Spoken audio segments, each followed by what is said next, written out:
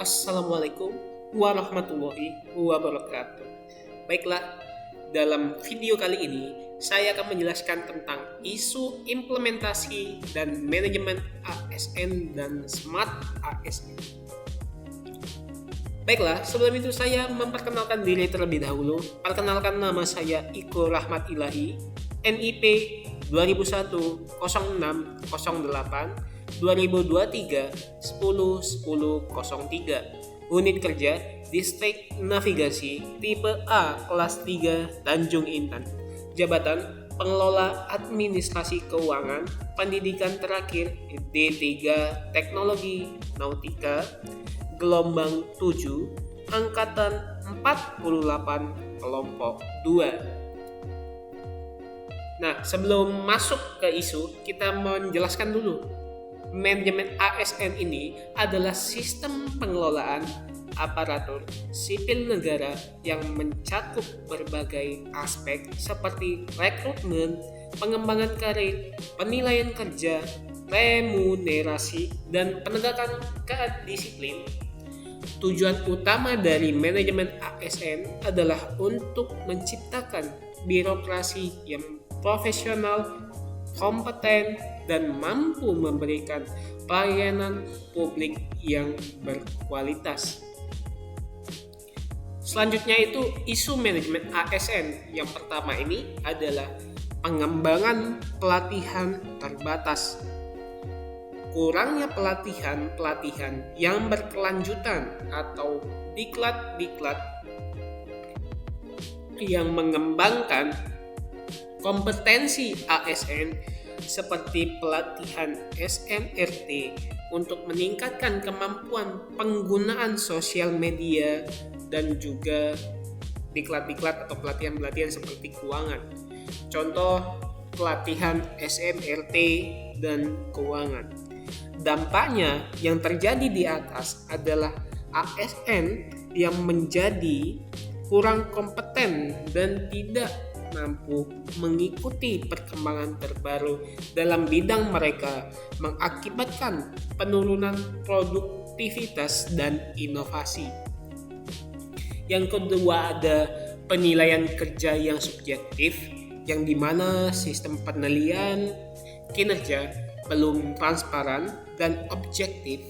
Penilaian sering dilakukan berdasarkan kedekatan saja atau kedekatan personal atau senioritas, yang mana bukan berdasarkan kinerja yang aktual.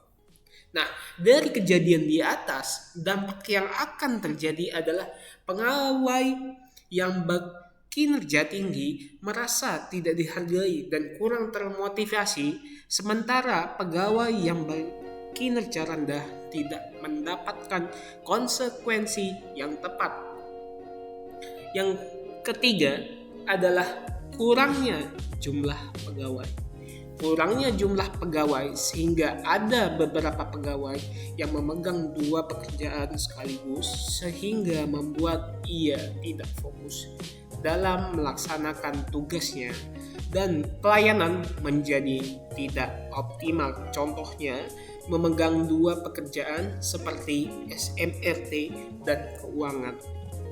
Jadi, dampak yang terjadi di atas adalah kemungkinannya pegawai yang memegang dua pekerjaan sekaligus akan menyebabkan pekerjaan akan ada yang tertinggal sehingga tidak selesai tugas tersebut secara tepat waktu. Selanjutnya tadi kita masalah manajemen ASN dan juga isunya yang terjadi. Nah, selanjutnya di sini ada Smart ASN. Kita akan membahas juga tentang isu dari Smart ASN, tapi di sini akan dijelaskan terlebih dahulu apa itu Smart ASN. Jadi Smart ASN adalah konsep yang bertujuan untuk menciptakan aparatur sipil negara yang adaptif, inovatif, profesional, dan berorientasi pada pelayanan publik berbasis teknologi. Konsep ini lahir dari kebutuhan untuk meningkatkan efisiensi dan efektivitas birokrasi di tengah perkembangan teknologi informasi yang pesat. Nah, isu Smart ASN ini yang pertama adalah kompetensi digital ASN yang variatif. Tingkat kompetensi digital ASN bervariasi dengan banyak pegawai yang kurang familiar dengan penggunaan teknologi informasi dan komunikasi. Contoh, seperti penggunaan aplikasi-aplikasi baru. Dampak yang terjadi di atas adalah implementasi sistem digital tidak optimal karena banyak pegawai yang tidak dapat memanfaatkannya dengan baik mengakibatkan rendahnya produktivitas dan efektivitas dalam pekerjaan. Selanjutnya ini yang kedua, itu perubahan budaya kerja. Nah, perubahan dan inovasi dalam budaya kerja ASN yang pegawai yang enggan merubah cara kerja dari cara kerja tradisional dan kurang terbuka terhadap penggunaan teknologi baru karena sudah terbiasa dengan cara yang lama.